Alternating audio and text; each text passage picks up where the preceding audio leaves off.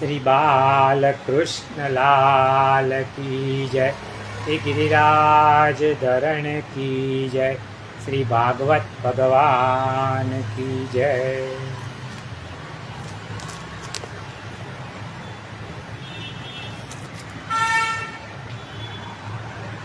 બપોરના સત્રમાં આપણે જોયું કે બ્રહ્માંડ દર્શન લીલા.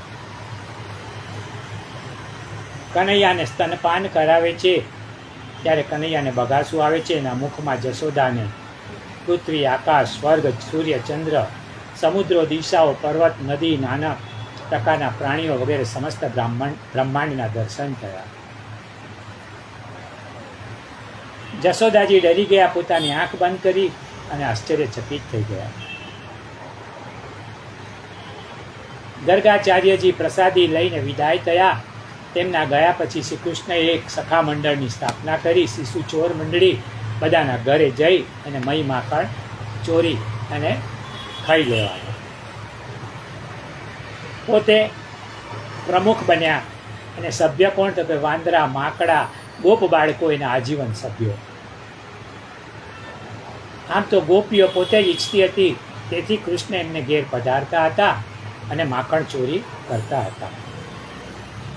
જેમ મોટર ગાડી આખો દિવસ દોડે ને પેટ્રોલની જરૂર પડે ને, માણસ આખો દિવસ દોડે ને રાત્રે સૂઈ જાય ને, એટલે ભગવાન એનું પેટ્રોલ એટલે કે એની શક્તિ સવારે ઉઠે ને ત્યારે તાજા માજા કરીને જ એને ઊભા કરે. પરમાત્મા આપણને શક્તિ આપે છે. ચોર ઈશ્વર છે જ નહીં, ચોર તો માણસ છે. દુનિયાની તમામ વસ્તુનો સાચો માલિક ઈશ્વર છે.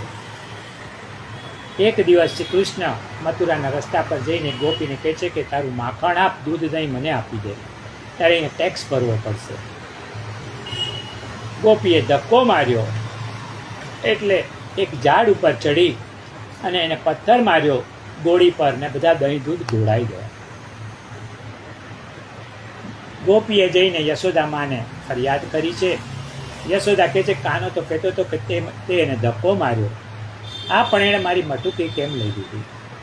કાનો કહે છે કે એનું દહીં વાસી હતું, બધા ખાઈને તો માંદા પડે એટલા માટે મેં આ કર્યું.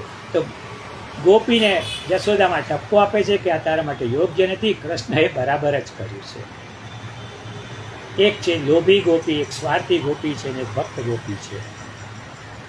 ત્રીજા પ્રકારની ભક્ત ગોપી કનૈયા પ્રતિ ખૂબ પ્રેમ છે. ભગવાન માટે દહીં વલોવે છે, માખણ વલોવે છે, કનૈયાને બોલાવે છે, કહે છે કાનુડા ઓ કાનુડા, કાનુડા ઓ કાનુડા, કાનુડા તું માખણ ખાવા આવતો રેજે રે, ઘર છે મારું ગોકુળે જેવું ગમશે તને રે, કાનુડા ઓ કાનુડા, કાનુડા ઓ કાનુડા.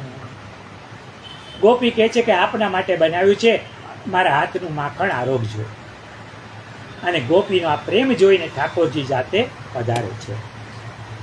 વાછરડા એ જીવાત્માનું પ્રતીક છે. જીવ મુક્તિ લાયક બન્યો હોય ને અને ઈશ્વર એને મુક્ત કરે એમાં ખોટું શું છે? તેથી કનૈયો ગોપીઓના ઘરે જઈ અને વાછરડાને છોડી આવે છે.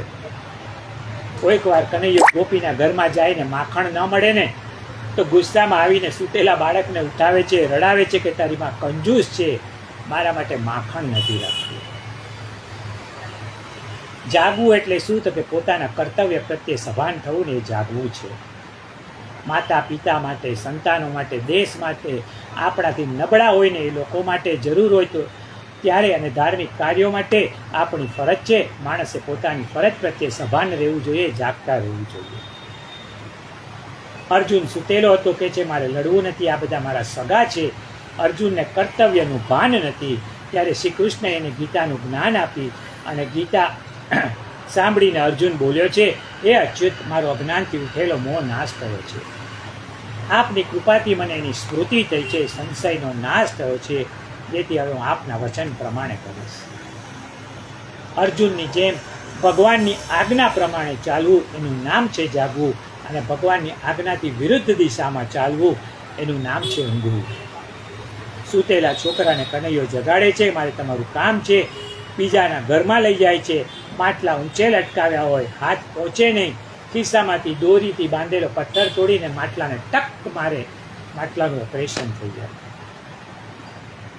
દહીં જમીન પર ઢોળાયું હોય તો પાછળથી માકડાને મોકલે, જમીન ચાટીને ચોખ્ખી કરી નાખે, કોઈ નિશાની જ ન રહે. એક ગોપીએ બાજુવાળાના ઘરે માખણ મૂકી આવી. શિશુ મંડળના છોકરાઓએ ને કૃષ્ણએ કહ્યું કે જે ઘરમાં મારા માટે માખણ નથી એ ઘર નથી. જંગલ છે. છોકરાઓ ત્યાં એકી બેકી કરીને નાસી ગયા.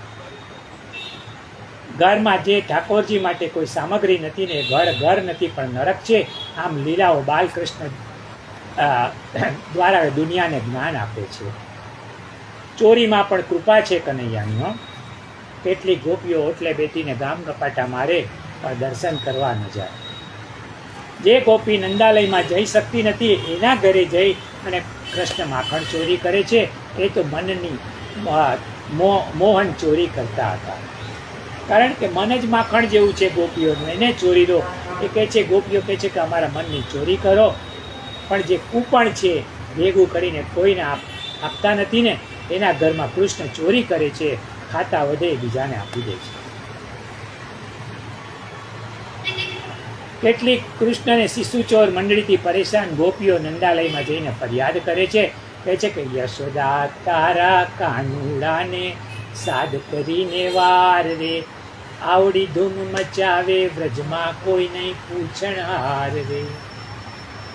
તો કે છે યશોદામાં કે છે, મારો કાનજી ઘરમાં સૂતો, ક્યારે દીઠો તમે બાર રે, દહીં દૂધના માટ ભર્યા છે બીજે ન ચાકે લગાર રે, સામે કાજે મળીને આવી ઓળે વળી 10-12 રે, નરસૈયાનો સ્વામી સાચો જૂટી વ્રજની નાર રે. યશોદાએ કૃષ્ણનું ઉપરાણું લઈને ગોપીઓને બહાર કાઢી મૂકી, પણ મનમાં ચિંતા થઈ. કૃષ્ણને કહ્યું કે કાના તું વ્રજમાં બદનામ થઈ ગયો છે, હવે તને કોઈ કન્યા નહીં આપે. શ્રી કૃષ્ણએ હવે દહીં દૂધ માખણની ચોરી બંધ કરી પણ માટી ખાવાનું ચાલુ કર્યું. એમ કનૈયાએ માખણ ખાવાનું માંડ બંધ કર્યું પણ માટી ખાવાની શરૂ કરી. આપણે અહીં સુધી જોયું. હવે આગળ જોઈએ આ માટી ખાવાની લીલા. એને કહેવાય વૃક્ષના ભક્ષણ લીલા. એક સમય હરિહળદર સાથે હસતા તાળી દઈને હાથે, આંગણિયા મારે ખેલ, માટીનું ઢેફું ત્યાં દીઠું, મોહનને મન લાગ્યું મીઠું, ધીમે રહીને રેલી. બલભદ્રે અધીરા બહુ થઈને કહ્યું જશોદા જીને જઈને, કૃષ્ણે માટી રે ખાધી. ઉતાવળા માતાજી આવ્યા, પકડી હાથ પ્રભુને ધમકાવ્યા, તે કેમ માટી રે ખાધી. નાના કઈ હરી માથું ધુનાવે, આંખમહી આંસુડા લાવે, મેં નથી માટી રે ખાધી. સુખદેવજી કહે છે કે એક દિવસે હરિહળદર એટલે કોણ? બલરામ ભૈયા એની સાથે હસતા હસતા એકબીજાને તાળી આપતા આંગણામાં રમતા હતા. એ સમયે શ્રી કૃષ્ણે ધીમે રહી અને મોઢામાં માટીનું ઢેફું મૂકી દીધું. બલભદ્રા જોઈ ગયા. અધીરા થઈને યશોદાજીને કહ્યું કે માં મોંને માટી ખાધી છે. માં આવ્યા, કનૈયાનો હાથ પકડ્યો અને ધમકાવ્યા, તે કેમ માટી ખાધી? કનૈયા તો કહ્યું ના કંઈ મેં માટી ખાધી જ નથી. આંખમાંથી આંસુ કાઢ્યા, માં મેં માટી નથી ખાધી. આ બધા છોકરાઓ કહે છે ને એ શું બધા જુઠ્ઠું બોલે છે? માં એમને માકણ ખવડાવવાનું મેં બંધ કર્યું છે ને એટલે મારી ચાળી કરે છે, મેં ખરેખર માટી નથી ખાધી. કનૈયાના મોઢામાં માટી છે છતાં કહે છે કે મેં ખાધી નથી. ભગવાન અસત્ય બોલતા નથી. માં પ્રભુજી કહે છે કે મારા પ્રભુજી કદી જૂઠું ના બોલે. કૃષ્ણ મનમાં કહે છે કે મારા ઉદરમાં અનંત કોટી બ્રહ્માંડો છે અને એમાં વસનારા લોકો કહે છે કે વ્રજની માટી ચાખવા જેવી છે. લોકો માગણી કરે છે ને એટલે એ આજે માટી ખાધી છે. પણ માટી મોઢામાં છે અને ના પાડે છે એ તો જૂઠું જ કહેવાય ને. ના, જૂઠું નથી. ઈશ્વર કહે છે કે હું નથી ખાતો, એ વાત સાચી છે. ઈશ્વર નિરાકાર હોય ત્યારે નથી ખાતો. કેમ? નિરાકારને તો મોઢું જ ન હોય, ખાય ક્યાંથી? ઈશ્વર ખાય છે એ વાત પણ સાચી છે. એ જ નિરાકાર જ્યારે સાકાર બને છે ત્યારે એ ખાય છે. માં યશોદા કહે છે, સાચી વાત હશે જો તારી, તો હું નવ શિક્ષા કરનારી, ઉગાડ તારું રે મોઢું. સુણી વચન હરિએ ફાડ્યું, વિશ્વ સમસ્ત મહી દેખાડ્યું, માત અચંબો રે પામ. કનૈયાએ માને કહ્યું કે માં મેં માટી ખાધી જ નથી. માએ કહ્યું કે જો કનૈયા, તારી વાત સાચી હશે ને તો હું તને શિક્ષા નહીં કરું. તારું મોઢું ખોલ. શ્રી કૃષ્ણએ પોતાનું મુખારવિંદ ખોલ્યું, મુખમાં સમસ્ત વિશ્વ દેખાડ્યું. માતાને આશ્ચર્ય થયું. પ્રભુના મોઢામાં આખી દુનિયા 14 લોક દેખાયા. કાનુડાના મુખમાં સૂર્ય, ચંદ્ર, તારા, સમુદ્ર, યમુનાજી, ગંગાજી, ગિરિરાજ અને સમસ્ત બ્રહ્માંડના દર્શન માં યશોદાએ કર્યા. કોઈ કહે છે કે આ વાત કાલ્પનિક છે, આવું બને જ નહીં. પરંતુ આવા લોકો પોતાની ફૂટપટ્ટીથી ભગવાનને માપે છે. કીડી કોઈ દિવસ હિમાલયને માપી શકે ખરી? અરે ભગવાન માટે શું અશક્ય છે? નાનકડા પડદા ઉપર વિશ્વને લાવીને દેખાડી આપ્યું છે. મોબાઈલમાં, ઘરમાં, બહાર, રસ્તા પર ચાલતા, બેઠા બેઠા, બહાર ફરતા હરતા આપણે અમેરિકા, જાપાન, કચકડાની પટ્ટીમાં જોઈ શકીએ છીએ. તો ભગવાન તો સમર્થ છે, એના ઐશ્વર્યને કોણ પામી શકે? યશોદાજીને વિચાર આવ્યો કે ગર્ગાચાર્યજી કહેતા હતા કે તમારો દીકરો નારાયણ છે, એ સિવાય આવું બને નહીં. મેં એને ધમકાવ્યો ને મારી ભૂલ છે. યશોદાએ પ્રભુની આરતી ઉતારી. કહે છે કે તું નારાયણ છે. મોઢામાં આખી દુનિયા કોણ નારાયણ સિવાય બતાવી શકે? કૃષ્ણએ વિચાર્યું કે માતા મને ઓળખી ગયા છે, અને જો મને નારાયણ માનશે ને તો મારામાંથી પુત્ર ભાવ, લાડકોળ જતા રહેશે. અરે ભગવાનને તો લોકો ગોખલામાં કે કબાટમાં રાખી મૂકે છે અને દૂરથી જ પ્રણામ કરે છે. પણ મને આજે જશોદાના ખોળામાં જે પ્રેમ મળી રહ્યો છે ને, એ ચાલ્યો જશે. લીલામાં ઐશ્વર્ય બધા છે, અંતરાય. લીલામાં ઐશ્વર્ય બાધા છે, અંતરાય છે. પ્રભુના હાસ્યમાં માયા છે. હાસ્યથી યશોદાજીનું જ્ઞાન ભગવાને હરી લીધું. અને યશોદા એકદમ બોલ્યા, નહીં નહીં નહીં, આ તો મારો દીકરો છે. એને માટી ખાવાની જે આદત છે ને, એ મારે છોડાવવી રહી. ભગવાનના ઉદરમાં કોટી બ્રહ્માંડના જીવજંતુઓને વ્રજના ભક્તોની ચરણરજ પ્રાપ્ત કરાવવા માટે શ્રી કૃષ્ણએ માટી ખાધી હતી. ભગવાન હોવા છતાં પોતાના ભક્તોનો મહિમા વધારવા ભક્તોની ચરણરજ પોતાના મોઢામાં મૂકી. અને છેલ્લું કારણ, બાળક સામાન્ય માટી ખાતું જ હોય છે. હવે દામોદર લીલા. એકવાર યશોદા મૈયા વિચાર કરવા લાગ્યા કે કનૈયો ઘરનું માખણ તો ખાતો નથી, બહારનું ખાય છે, આવું કેમ કરતો હશે? માને કહ્યું કે જરૂર કનૈયાને ઘરનું માખણ નહીં ભાવતું હોય, તેથી જ એ બહાર ખાવા જાય છે. એમણે વિચાર્યું કે કનૈયાને ઘરનું કેમ માખણ નથી ભાવતું? કારણ કે મારા ઘરમાં તો માખણ દાસીઓ બનાવે છે. મા બનાવે અને દાસી બનાવે ને એમાં બહુ ફરક હોય. માએ નક્કી કર્યું કે આવતીકાલથી કનૈયા માટે માખણ હું તૈયાર કરીશ. બહાર ખાવાની આદત સારી નહીં. બહારની વસ્તુ અશુદ્ધ અને અપવિત્ર હોય છે. બાળકોને બહારનું ખાવાની ટેવ પાડવી જોઈએ નહીં. એક ભાઈ વડોદરાથી મુંબઈ આવતા હતા. રસ્તામાં સુરત સ્ટેશન આવ્યું. સ્ટેશન પર એક ઘારી વેચનારો ટ્રેનમાં ચડ્યો. ઘારી ઘારી ઘારી બૂમો પાડવા લાગ્યો. આ ભાઈ સૂતા હતા, પણ ખાવાના ખૂબ શોખીન. ગાડીની બૂમ સાંભળીને જાગી ગયા. ગાડીવાળાને કહ્યું કે અલ્યા શું ભાવ? પેલો કહે છે કે 50 રૂપિયાની 250 ગ્રામ. ગાડી તાજી તો છે ને? હા સાહેબ, હમણાં જ બનાવી છે. ભાઈએ 250 રૂપિયાની ગાડી લીધી. ખાવા માટે ગાડીને તોડીને તો અંદર મરેલો મકોડો દેખાયો. આ ભાઈને ગુસ્સો આવ્યો. ગાડીવાળો તો વખાણ કરતો હતો, અંદર તો મકોડા છે, પાછો આવે તો એની વાત છે. એટલામાં એ જ ગાડીવાળો ત્યાંથી પસાર થયો. આ ભાઈએ બોલાવી કહ્યું, મારે તારી ગાડી ન જોઈએ, પૈસા પાછા લાવ. તો કે કેમ? તો કે અંદર મરેલો મકોડો છે, નથી જોઈતી મારે આવી ગાડી. ગાડીવાળો શેઠ કહે તો હવે આટલા સસ્તામાં મકોડો ન નીકળે તો શું હાથી ઘોડા નીકળે? તે છે એ ખાઈ જાઓ, હવે પૈસા પાછા ન મળે. આ ભાઈએ ચાલતી ગાડીએ નદીમાં ગાડીને પધરાવી દીધી. સંકલ્પ કર્યો કે હવે બહારનું વસ્તુ ખાવી નહીં. બીજે દિવસે વહેલી સવારે યશોદાજી કનૈયા માટે માખણ બનાવવા તૈયાર થયા. ઘરમાં ગમે તેટલા નોકર ચાકર હોય, પરંતુ ઠાકોરજીની બધી જ સેવા જાતે કરી. દધિમંથન કરવા યશોદામાં તૈયાર થયા છે ત્યારે માએ રેશમી સાડી પહેરી છે. રેશમી વસ્ત્ર એ પવિત્રતાનું પ્રતીક છે, જે પરમાત્માની આપણે પૂજા કરીએ છીએ. પ્રભુ અતિશય પવિત્ર છે. પવિત્ર બનીને જ પ્રભુની સેવા પૂજા કરવી જોઈએ. પરંતુ આજકાલનું પ્રચલિત રેશમી વસ્ત્ર એ પવિત્ર કહેવાય કે કેમ, એક પ્રશ્ન છે. પ્રાચીન કાળમાં રેશમી વસ્ત્ર કેળના સ્તંભના બારીક રેસામાંથી બનતું હતું, એટલે રેશમી વસ્ત્રને પવિત્ર માનવામાં આવતું હતું.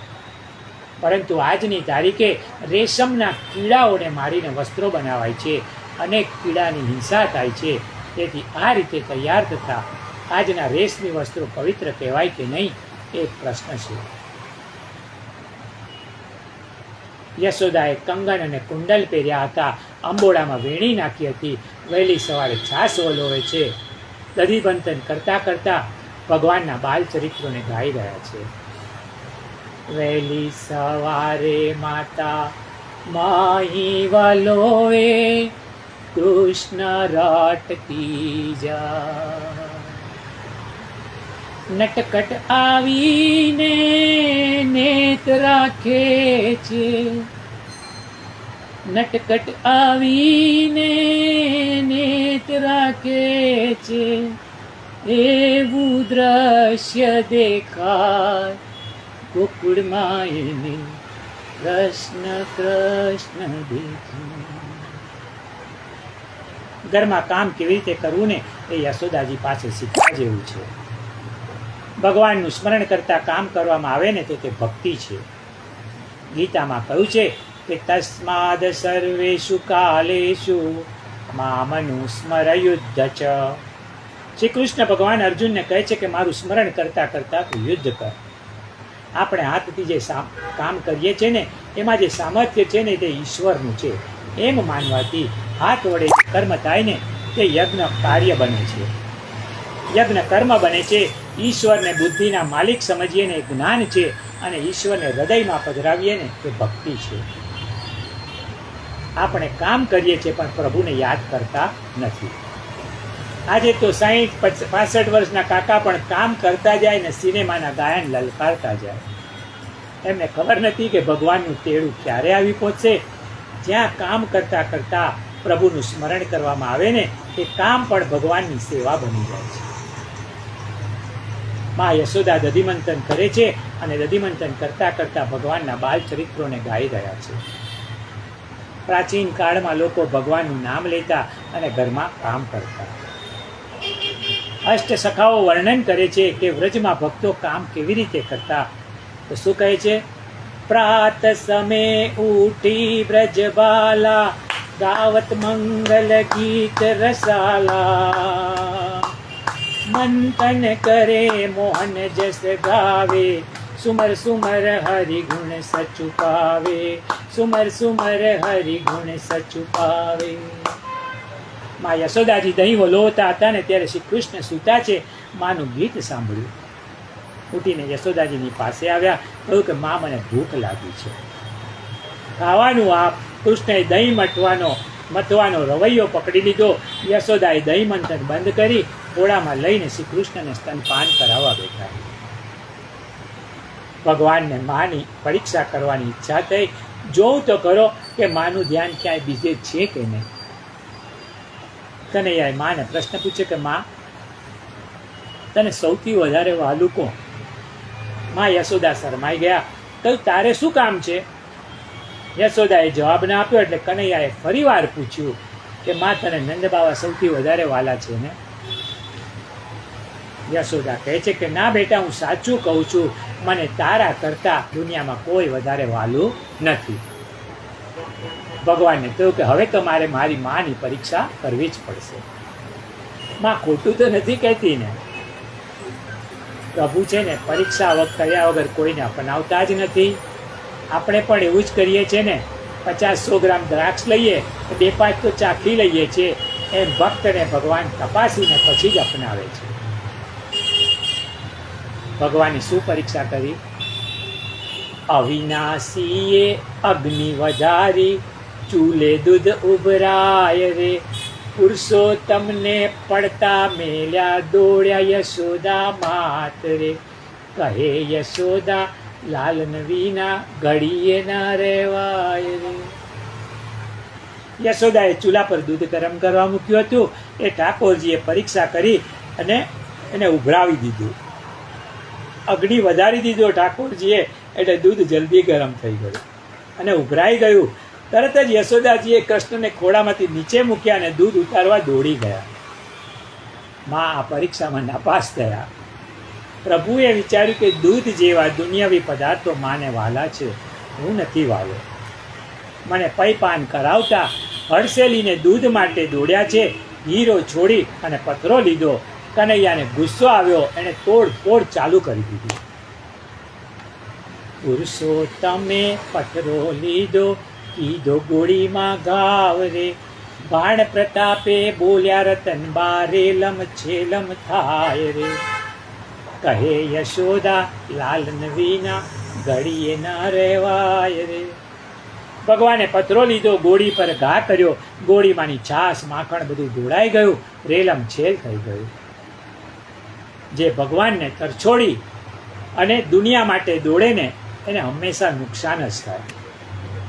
કૃષ્ણ ત્યાં નાચવા લાગ્યા. ગોવાળિયાઓને, વાંદરાઓને, માકડાઓને બધાને ઈશારા કરી કરીને બોલાવે છે અને કહ્યું કે આજે તો પ્રમુખના ઘરે જલસો છે. કૃષ્ણ એવા હતા કે ઘરનું પણ ખવડાવે, લોકોનું ચાટી આવે, પણ પોતાનું ઘર ન બતાવે ને, એવા આજકાલના હોય છે. એવા પ્રમુખ શ્રી કૃષ્ણ નહોતા. કનૈયાએ તમામ દહીં, દૂધ, માખણ, છાશ બધું છોકરાઓને અને માકડાને ખવડાવી દીધા. આ બાજુ માને ખબર પડી કે કનૈયાએ ગોળી ફોડી. ગુસ્સો આવ્યો. દહીં છાશ ઢોળાય ને એનું માને દુઃખ નથી, પણ જે ગોળો હતો ને, ગોળી હતી ને, એ ફૂટીને એનું માને આજે દુઃખ છે. કારણ ઘરમાં દરેક વસ્તુ નંદ બાવાની છે, પણ આ ગોળી છે ને એમાં યશોદાજીના પિયરની હતી, એટલે એના પર એને વિશેષ મમતા હતી. માથી સહન ન થયું અને શું કર્યું માએ? અરે લાકડી લઈ લાલન પર દોડ્યા, રીસને કરી નંદરાની રે. જો યશોદા છે ને એ ભક્તિ છે. બ્રહ્મને પકડવા હોય ને તો ભક્તિથી જ પકડી શકાય. જ્ઞાની ઈશ્વરને જોઈ શકે, પણ એને ઈશ્વરને પકડવાની એનામાં શક્તિ નથી. ઈશ્વરને પકડવા હોય ને તો ભક્તિથી જ પકડી શકાય. યશોદા પાછળ દોડે છે, ભગવાન આગળ છે. યશોદાએ માન્યું કે કનૈયો મારી લાકડીથી ડરીને ભાગે છે, એટલે એમણે લાકડી ફેંકી દીધી. પણ દોડવાનું ચાલુ રાખ્યું. માએ લાકડી મૂકી દીધી. તમે જોશો ને તો પુષ્ટિ માર્ગમાં લાકડી લઈને મંદિરમાં અંદર દર્શને જવાતું નથી. લાકડીને બહાર મૂકે, પછી દિવાલનો કે હેન્ડલનો ટેકો લઈ અને જે બી વયસ્ક પુરુષો, સ્ત્રીઓ, સિનિયર સિટીઝન જે હોય ને એ ઠાકોરજીના દર્શન કરે. કેમ? કારણ કે બાલભાવ છે. કનૈયો બાળક છે. વૈષ્ણવના હાથમાં લાકડી જોઈ, ભક્તના હાથમાં લાકડી જોઈને ડરી જાય, એટલે કરીને લાકડી લઈને દર્શને જવાતું નથી. દંડો લઈને જઈએ ને તો બાળક ગભરાઈ જાય, એટલે લાકડી બહાર મૂકવાની હોય છે. આ બાળ ભાવ છે. યશોદાજી થાકી ગયા જાણીને બાલકૃષ્ણ ઊભા રહી ગયા. મહાપ્રભુજી લખે છે કે બાલકૃષ્ણ ખૂબ ગુસ્સામાં ઊભા રહ્યા છે અને એમણે દાંતથી નીચલો હોઠ કરડી રહ્યા છે. ભગવાન વિચાર કરે છે કે માને શિક્ષા કરું. માં મને મૂકી અને ચૂલા પરથી દૂધ ઉતારવા કેમ ગઈ?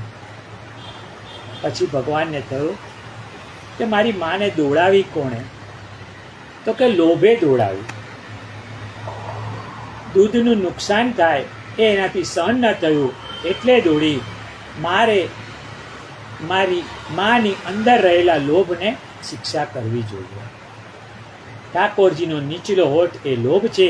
એ લોભને પોતાના દાંતથી કરડી લોભને શિક્ષા કરી રહ્યા છે.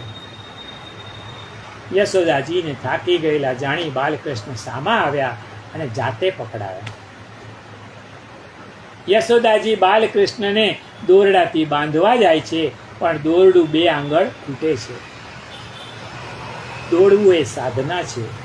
ઈશ્વર હાથમાં ન આવે ને ત્યાં સુધી સાધનાની દોડ ક્યારેય પડતી ન મૂકવી. સાધ્ય મળે ને પછી સાધનાની જરૂર નથી. માં કહે છે કે કનૈયા, તને આજે તો હું બાંધીશ. માએ દોરડું લીધું છે. ભક્તિ માર્ગમાં છે ને, પ્રેમ દોરીથી ભગવાન બંધાય છે, પણ માતાના મનમાં અભિમાન છે કે હું કનૈયાને બાંધીશ. ત્યાં દોરડું ખૂટે છે. બીજું લાવીને જોડ્યું તો એ પણ ખૂટ્યું. ત્રીજું, ચોથું, અરે જેટલા લાવ્યા ને બધા ખૂટ્યા. યશોદા ગુસ્સામાં કહે છે, આજ તો ભલે સાંજ પડી જાય, ગમે તેટલા દોરડા મારે લાવવા પડે તો લાવીશ, પણ તને બાંધ્યા વિના હું નહીં રહું. ગોપીઓ આ દ્રશ્ય જોઈને કહેવા લાગી, આટલા બધા દોરડાથી આ બંધાતો નથી. અમને તો લાગે છે કે એના ભાગ્યમાં કોઈ બંધન જ નથી. કનૈયો મનમાં કહે છે કે માના 2 અપરાધ છે, એટલે દોરડું 2 આંગળ ખૂટે છે. એક તો મને ભૂખ્યો રાખ્યો, અને બીજું હડસેલીને દૂધ માટે દોડી ગઈ. આ 2 અપરાધ છે ને, તેથી કનૈયો બંધાતો નથી. આધ્યાત્મિક દ્રષ્ટિએ આપણે જોઈએ ને તો જીવમાં જ્યાં સુધી અહમતા હોય, મમતા હોય, રાગ હોય, દ્વેષ હોય, ત્યાં સુધી એનામાં ભગવાનને બાંધવાની શક્તિ નથી. યશોદાજીના મનમાં એમ થયું કે હું કૃષ્ણની માં છું. આ અહમતા છે. અને મારી ગોળી ફોડી, મારું દૂધ દહીં ઢોળી નાખ્યું, આ મમતા છે. સ્વભાવમાં અહમતા મમતા રૂપી રજોગુણ હોય ને, તમો ગુણ હોય ને, ત્યાં સુધી ભગવાન આપણાથી 2 આંગળ દૂર જ રહે છે. યશોદાજી થાકી ગયા, રડવા જેવા થઈ ગયા. વિચાર કરે છે કે આ છોકરો બંધાતો નથી. ઠાકોરજી વિચાર કરે છે કે યશોદા ભક્ત છે, એને મને બાંધવાનો મનોરથ છે. હું ભક્તનો મનોરથ પૂરો નહીં કરું તો કોણ કરશે? માં પણ દીન બન્યા છે, નમ્ર બન્યા છે. કનૈયાએ વિચાર્યું કે મારું નામ કૃષ્ણ છે. કૃષ્ણનો અર્થ છે સદાનંદ. મારા સાનિધ્યમાં આનંદને બદલે દુઃખ થાય ને તો મારું નામ વ્યર્થ જાય. એટલે કૃષ્ણ યશોદા ઉપર કૃપા કરવા બંધાવા તૈયાર થયા. ઈશ્વર કૃપા કોના પર કરે છે? જે અતિશય પરિશ્રમ કરે ને એના પર ઠાકોરજી કૃપા કરે છે. પુષ્ટિ માર્ગ એ નિસાધનતાનો માર્ગ છે. એનો મતલબ એવો નથી કે કશું કર્યા વિના જ પ્રભુ મળી જાય. સાધના તો કરવાની, સાધના છોડવાની નથી.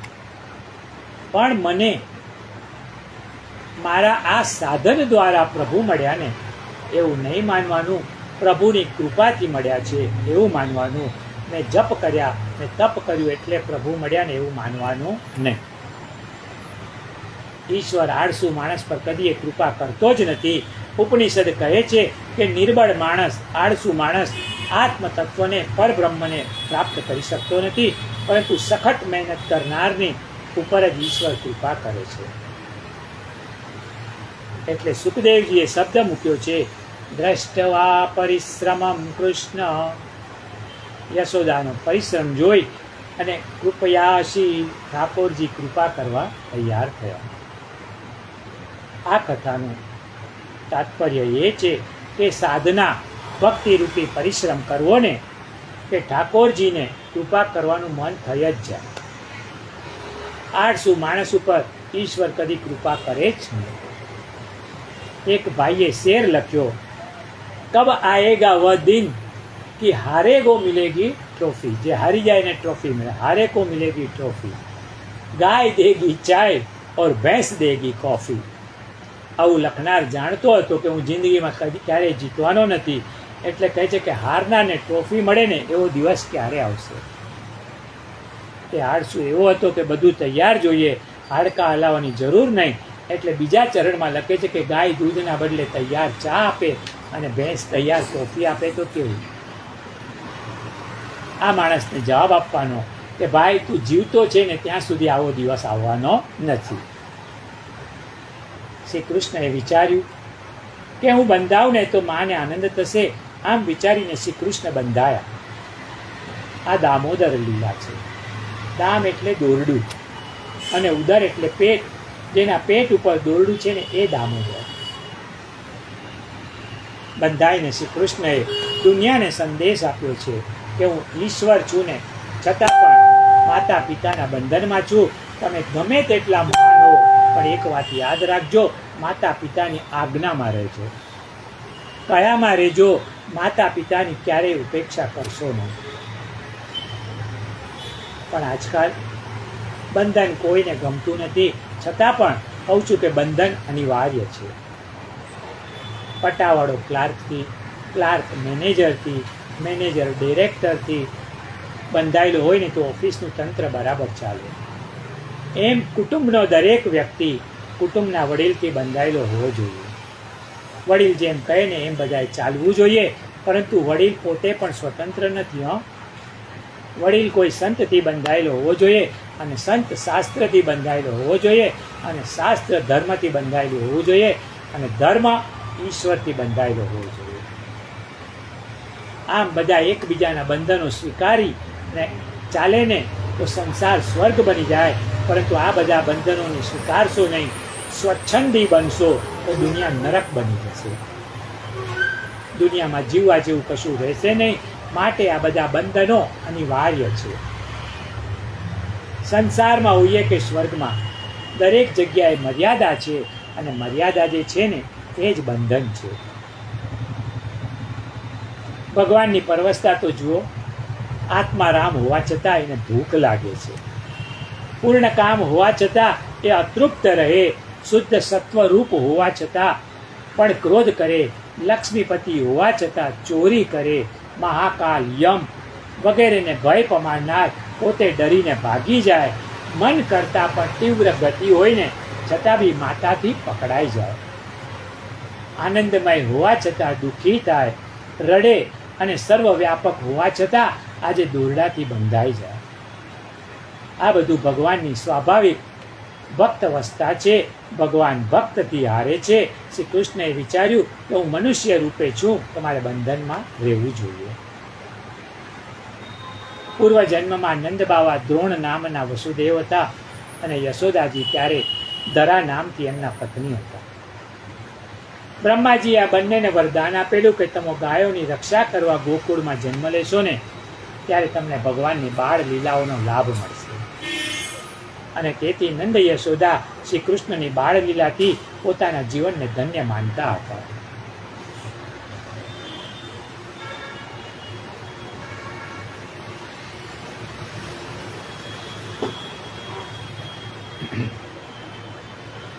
જીવ દુરાગ્રહી છે, જ્યારે ઈશ્વર નિરાગ્રહી છે.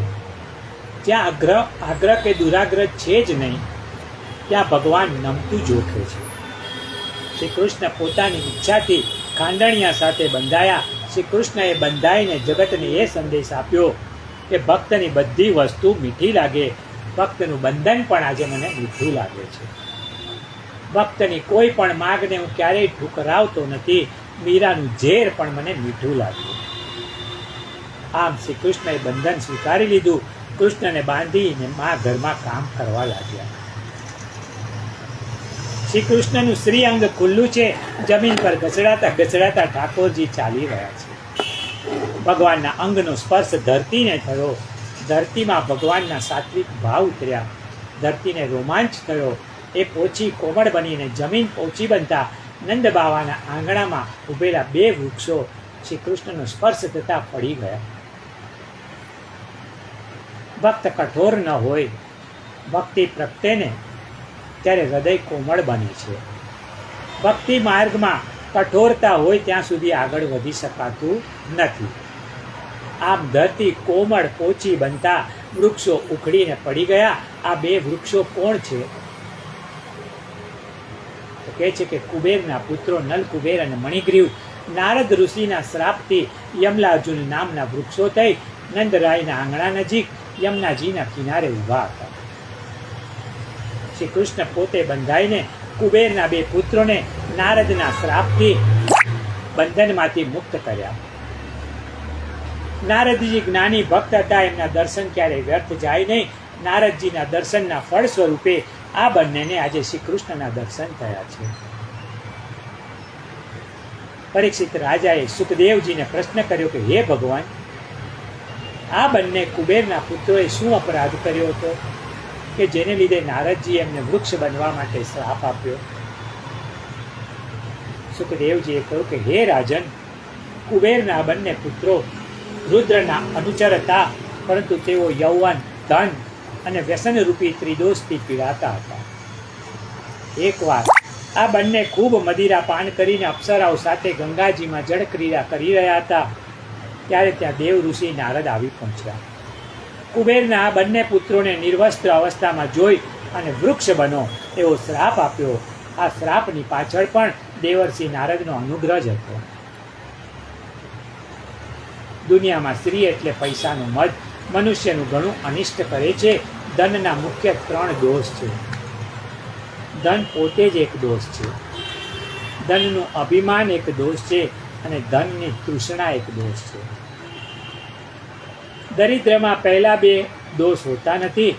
ભાગવતના 7મા સ્કંદમાં કહ્યું છે કે જેટલાથી પેટ ભરાઈ જાય ને એનાથી વધારે ભેગું કરનાર ચોર છે. દંડને પાત્ર છે, અને તેથી જ સદપુરુષો ધનિકોની ઉપેક્ષા કરે છે. ધનના મદથી રજોગુણ આવે છે અને સદબુદ્ધિનો નાશ થાય છે. પૈસાના મદમાં માણસ સટોડિયો, વ્યસની અને વ્યભિચારી બને છે. મનુષ્ય રૂપે આપણને જે શરીર મળે છે ને એ કોઈને કોઈ દિવસ કીડાનો આહાર બને છે, સડી જાય છે, અથવા તો અગ્નિમાં બળીને ભસ્મ થઈ જાય છે. આ શરીરનો માલિક કોણ છે? શું અન્ન ખવડાવનારની માલિકી છે શરીર પર? માતા પિતા જન્મ આપનારની આખરે અગ્નિ કે ગીધ કૂતરાની માલિકી છે? શરીરનો અર્થ છે જે હર ક્ષણે ક્ષીણ થાય છે તે. આવું શરીર પામી અને ધનના મદમાં આવીને દુરાચાર કરવો ને એ સર્વથા નિંદનીય છે. એવું માનીને નારદ ઋષિએ આ બંને કુબેરના પુત્રોને વૃક્ષ યોની પામો એવો શ્રાપ આપ્યો, અને આ બંને યમલાર્જુન વૃક્ષ થયા. તે મહાપ્રભુજી લખે છે કે વ્રજમંડળમાં જેટલા વૃક્ષો છે ને એ બધા વૈષ્ણવો છે. એટલે નારદજીએ 2 કુબેર પુત્રોને વૃક્ષ થવા કહ્યું, એટલે કે બંનેને વૈષ્ણવ બનાવ્યા. શ્રી કૃષ્ણ સૌના અંતર્યામી છે. કુબેરના શાપિત પુત્રોને મુક્ત કરવા ખાંડણિયાથી બંધાયા, અને ઋષિનું વચન સત્ય કરવા ધીરે ધીરે યમલાર્જુન વૃક્ષના જોડકાની વચમાં ગયા. ખાંડણીઓ આડો થઈ ગયો અને કમરના ભાગે દોરડાથી બંધાયેલા બાલકૃષ્ણએ એને ખેંચ્યો, અને બંને વૃક્ષો મૂળ સહિત ઉખડીને જમીન દોષ થઈ ગયા. તેમાંથી 2 સિદ્ધ પુરુષો પ્રગટ થયા અને શ્રી કૃષ્ણ પાસે આવી મસ્તકથી પ્રણામ કરી અને બંને હાથ જોડીને સ્તુતિ કરવા લાગ્યા. સ્તુતિમાં શું માગે છે? સાંભળા તારી પાસે માંગુ એટલું રે, પળ પળ તારા દર્શન થાય એટલું રે, બુદ્ધિ કાયમ તારામાં ઠરે રે, બીજે ક્યાંય નહીં ભટકાય એટલું જ રે, મનડું કાયમ તારામાં રમે રે, અંતે તારા માલિન થાય એટલું રે, ભક્તો મોહે તારા રૂપ મારે, એને સગડે તું જ જણાય એટલું રે, કાન કથાને કીર્તન સાંભળે રે, વાણી તારા જ ગુણ ગાય એટલું રે, ભક્તો જ્યારે છોડે આ દેહને રે, ત્યારે તારામાં લીન થાય એટલું જ રે, સાંભળા તારી પાસે માગું એટલું રે. પણ તારા દર્શન થાય એટલું જ રે. નારદના શ્રાપના 3 કારણ છે: અનુગ્રહ, બીજો અભિમાનનો નાશ અને ત્રીજું શ્રી કૃષ્ણ દર્શન. સ્તુતિ કરતા યમલાર્જુનને જોઈને શ્રી કૃષ્ણ વિચાર કરે છે કે હું તો સર્વદા મુક્ત છું. બંધાયેલા જીવો મારી સ્તુતિ કરે છે, પરંતુ આજે તો હું બંધાયેલો છું અને બંધનથી મુક્ત જીવો મારી સ્તુતિ કરે છે. આ વિપરીત સ્થિતિ જોઈને શ્રી કૃષ્ણ મનમાં હસવા લાગ્યા. પરંતુ બંધાયેલા હોવા છતાં મુક્તિ આપે ને, એ સામર્થ્ય છે શ્રી કૃષ્ણ ભગવાનમાં. યમલાર્જુન સ્તુતિ કરતા કહે છે કે હે કૃષ્ણ, આપ સર્વ પ્રાણી માત્રના દેહ, પ્રાણ, ઇન્દ્રિયો તથા જીવ છો. આપ જ સૃષ્ટિ કરતા, પાલન કરતા અને સંહાર કરતા છો. આપને અમે નમસ્કાર કરીએ છીએ. એમણે ભગવાન પાસે માંગ્યું કે અમારી વાણી જે છે ને એ આપના ગુણગાનમાં વપરાય.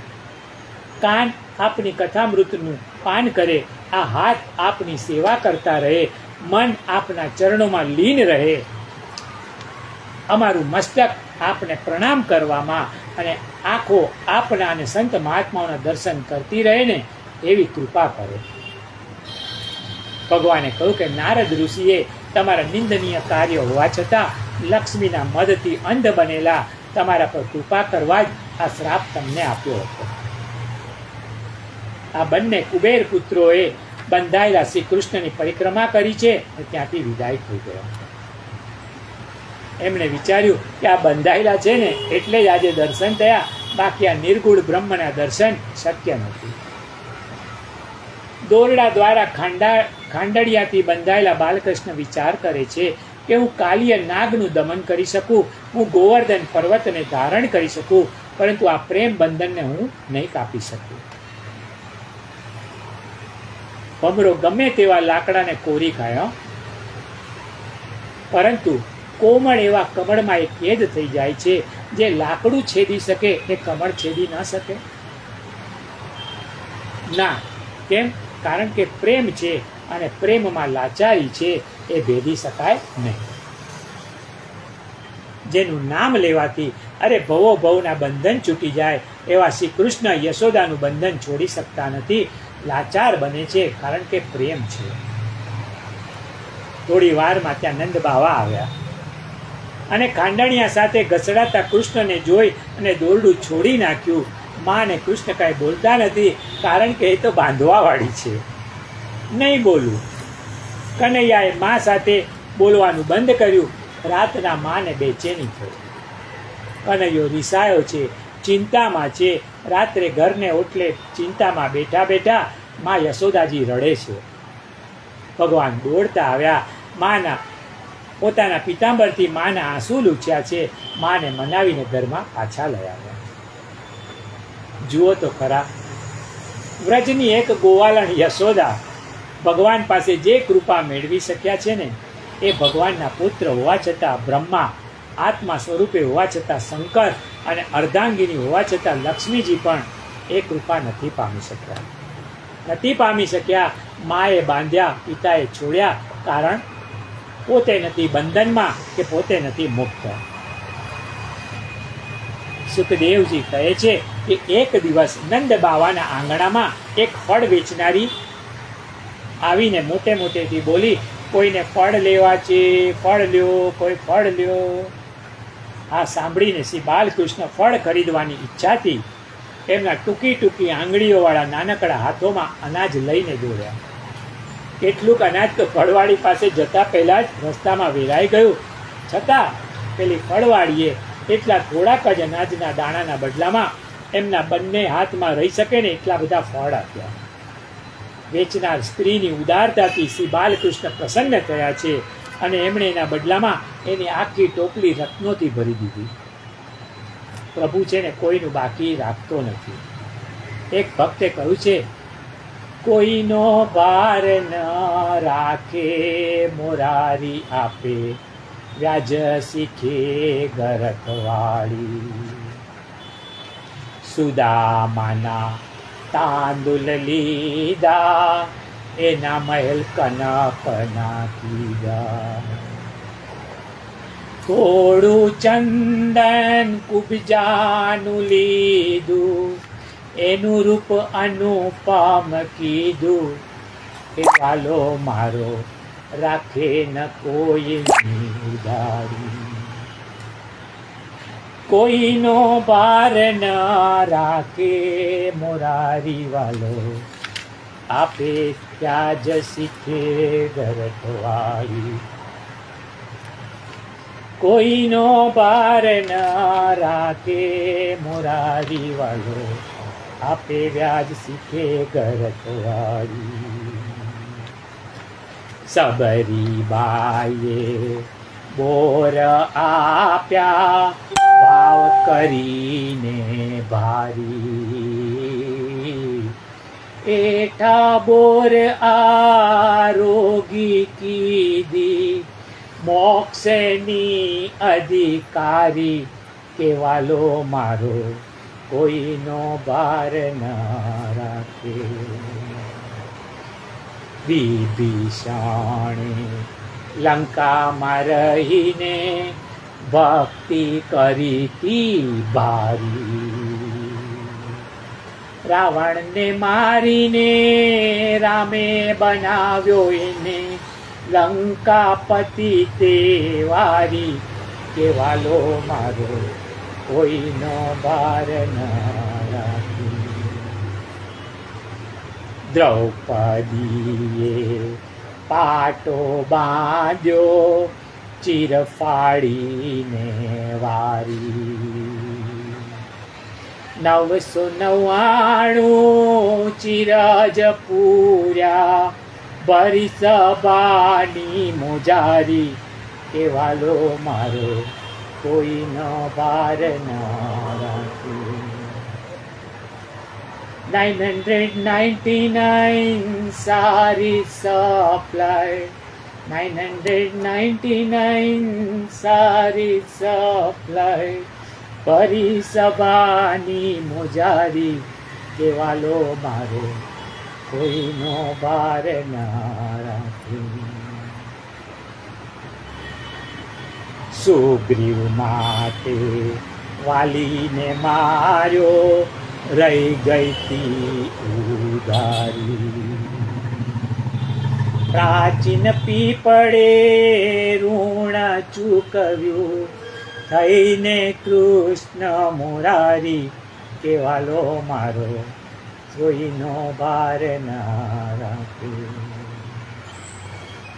બધાનાએ ઋણ ચૂકવે વહેલો મોડો ગીરધારી, કેવાલો મારો રાખે ન કોઈની ઉધારી, રાખે ન કોઈની ઉધારી, રાખે ન કોઈની ઉધારી, કેવાલો મારો રાખે ન કોઈની ઉધારી. શાસ્ત્રો શિખામણ આપે છે કે કર્મનું ફળ છે ને ઈશ્વરને અર્પણ કરો, ઈશ્વર અનેક ગણું કરીને આપશે. આવો અનુભવ કદાચ આપણને ન થાય ને તો પણ એનો અર્થ એવો નથી કે આ સિદ્ધાંત ખોટો છે. શાસ્ત્રનો સિદ્ધાંત સત્ય છે. અનુભવ ન થાય તો ક્યાંક આપણામાં ખામી હશે. ઈશ્વરને કશું જોઈતું નથી, છતાં પણ જે ભોગવો છે ને એ ઈશ્વરનું છે એવી ભાવનાની સાથે ભોગવો. એમાં ઈશ્વરની કૃપા હંમેશા યાદ રાખો અને ઈશ્વરને સમર્પીને ભોગવો તો ઈશ્વર રાજી રહેશે. હું સાંભળું છું, હું બોલું છું, એ બધું ઈશ્વરની કૃપાને લીધે છે. શ્રી કૃષ્ણ હવે 5 વર્ષના થયા છે. ગોકુળના એક પીઢ અગ્રણી સિંહ ઉપનંદજી ગોકુળમાં ઉપરા છાપરી થઈ ગયેલા ઉત્પાતોથી ચિંતિત હતા. એમણે વિચાર્યું કે કૃષ્ણના જન્મ બાદ તરત જ પૂતના આવી, થોડા સમય પછી સક્ટાસુર આવ્યો, એના પછી તૃણાવર્ત આવ્યો. આ બધા અસુરોએ મહા ઉત્પાત મચાવ્યો. પરંતુ અત્યાર સુધી પરમાત્માની કૃપાથી શ્રી કૃષ્ણ, બલરામ અને વ્રજના કોઈ બાળકને આંચ આવી નથી.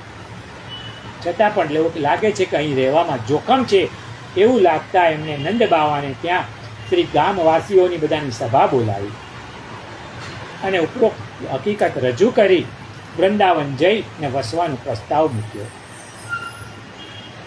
શ્રી ઉપનંદજીની વાત સાથે સંમત થઈ ગયા અને પોતપોતાની ઘરવકરી લઈને વૃંદાવનમાં રહેવા ગયા. વૃંદાવન સો વન નહીં, નંદ ગાંવ સો ગાંવ, બંસી વટ સો વટ નહીં, કૃષ્ણ નામ સો નામ. ब्रज 84 कोस में 4 धाम निज धाम, वृंदावन और मधुपुरी बरसा नो नंदगांव. 84 कोसનું વ્રજ, એમાં 20 કોસનું તો વૃંદાવન છે. વૃંદાવન 4 છે: આદિ વૃંદાવન, મધ્ય વૃંદાવન, બાગ વૃંદાવન અને વસંત વૃંદાવન. ચંદ્ર સરોવર, રાધાકુંડ, કૃષ્ણકુંડ આ બધા આદિ વૃંદાવનમાં છે. નંદગાંવ, બરસાના, સંકેતવન આ બધા મધ્ય વૃંદાવન છે. કામવન, ચરણ પહાડી આ બાગ વૃંદાવન છે.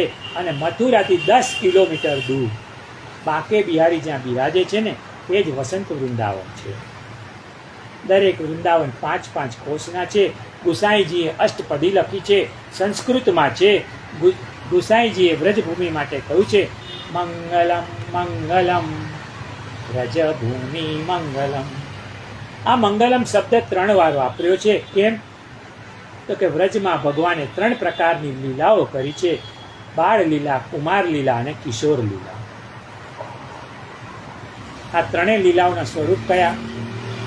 તો કે બાળ લીલામાં તો બાલકૃષ્ણલાલ, નવનીત પ્રિયાજી અને દામોદરજી આ 3 લીલા ગોકુળમાં કરી છે. કુમાર લીલાનું સ્વરૂપ છે ગોવર્ધન નાથજી અને દાણીજી અને સ્થળ છે નંદગામ બરસાના. અને કિશોર લીલાના સ્વરૂપ છે મદન મોહનજી, ગોકુલ ચંદ્રમાજી અને સ્થળ છે ચંદ્ર સરોવર અને ચીરઘાટ. ગોકુલ છોડીને બધા વૃંદાવન આવ્યા છે. આ ઘટના ઇતિહાસમાં બીજે ક્યાંય જોવા નહીં મળે. એક બાળકની ખાતર ગામના તમામ લોકોએ પોતાના ઘર, જમીન બધું છોડીને સ્થળાંતર કરીને બીજે જઈને વસ્યા હોય ને એવો આ અદ્વિતીય પ્રસંગ છે.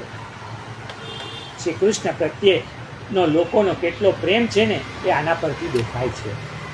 કૃષ્ણ ખાતર લોકોએ પોતાનું વતન પણ છોડી દીધું. વૃંદા એટલે ભક્તિ, વૃંદાવન એટલે ભક્તિનું વન. બાળક 5 વર્ષનું થાય ને એટલે એને ગોકુળ એટલે કે લાડમાંથી ભક્તિ તરફ લઈ જાઓ. લાડ બંધ કરો. બાળકમાં ધર્મના સંસ્કારો બાળપણથી જ સ્થાપો. ધર્મનું શિક્ષણ ન આપનાર માતા પિતા બાળકના શત્રુ છે.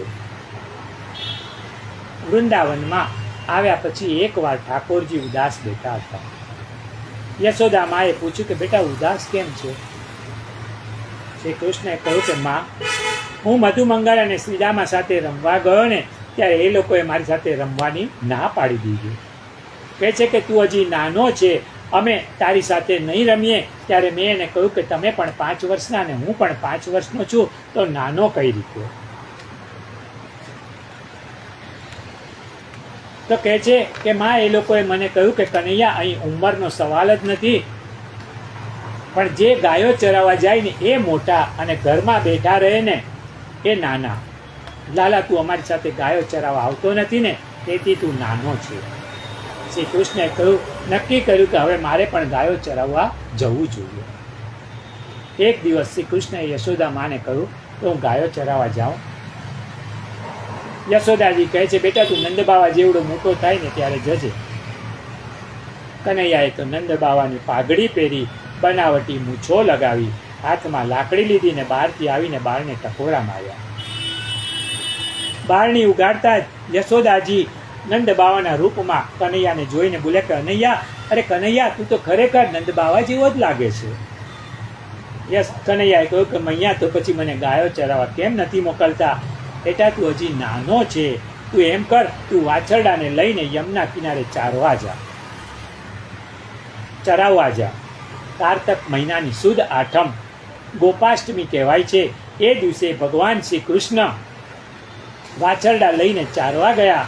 શ્રી કૃષ્ણએ સૌ પ્રથમ ગોપાષ્ટમીના દિવસે માથા પર મુકટ ધારણ કર્યો અને સૌ પ્રથમવાર વેણુજી આ જ દિવસે ધારણ કર્યા. પહેલો વહેલો ગાયો ચારવા વનમાં જાય છે મોરારી, જશોદાને ચિંતા થાય છે ભારી. ગોપા બાળકોને કહે છે જશોદા તોફાની છે બારી. સૌ ગોવાળો સાથે મળીને રાખજો એની તકેદારી. ચિંતા થાય જશોદાને ભાઈ. કાંધે કાંબળી હાથમાં લકુટી કેળમાં બંસી ધારી. માતા જશોદાને નંદ બાવાએ દીધો એને શણગારી. ચિંતા થાય જશોદાને ભાઈ. ભાતું બાંધીને સાથે હું આપું જળ પીવાને છારી. સાથે બેસીને જમણજો એને એમ કહે છે વારી વારી. ચિંતા થાય જશોદાને ભાઈ. વાઘવરુની એને બીક લાગશે સાથે રાખજો તમારી. સાજો નરવો એને પાછો લાવજો એટલી વિનંતી મારી. ચિંતા થાય જશોદાને ભાઈ. સૂર્ય દાદા વિનવું તમને તડકો તપસો માં ભારી. ઉગાડે પગે એ વનમાં જાય છે કરજો એની રખેવાળી. ચિંતા થાય જશોદાની ભાઈ.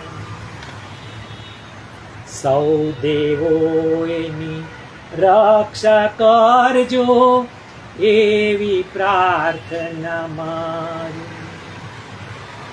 મારો કાનુડો સાવ છે નાનો નીકળ્યો નથી એ ઘર બારી.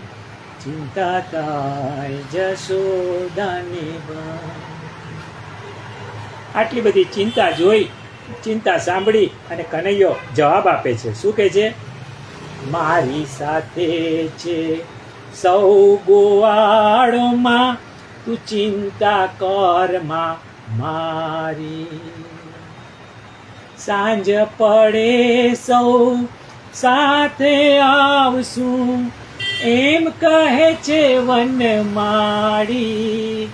ચિંતા થાય જશોદાને ભાઈ.